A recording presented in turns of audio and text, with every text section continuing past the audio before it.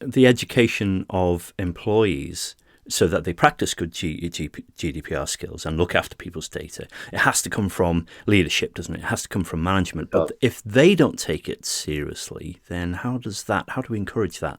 Well, that's one of the things with GDPR. The first time a regulation has actually named a person. There is a senior member. If the company is over a certain size, there's a senior member on the board or in the management committee that is a named person. Oh, like a GDPR officer or something. Yeah. Yeah. So it's above the data protection officer, which is a role that you should have. But someone named, it could be the chief finance officer, it could be the CTO, whatever. But it's a named person that the ICO have direct contact with. So if there is a particular breach, it's not that it just gets bogged down in bureaucracy in the company. The other side of that is that person has to be completely aware of what their responsibilities are.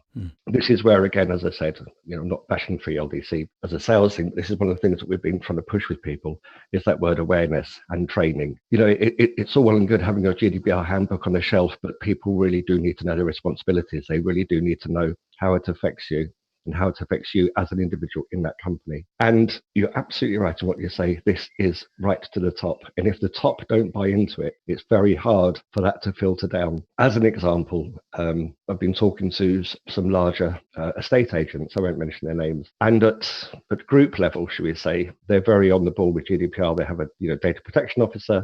They've got a member of the board named for this and procedures in place. When you get down to the branch level, and bear in mind some of these branches can be quite small, 2, 5 people, whatever. Are they fully aware? Are they completely compliant? How many times have you walked into, and I've done this a lot recently because I've just recently moved house, walked into an estate agent to find someone else's file lying on the desk? Yeah.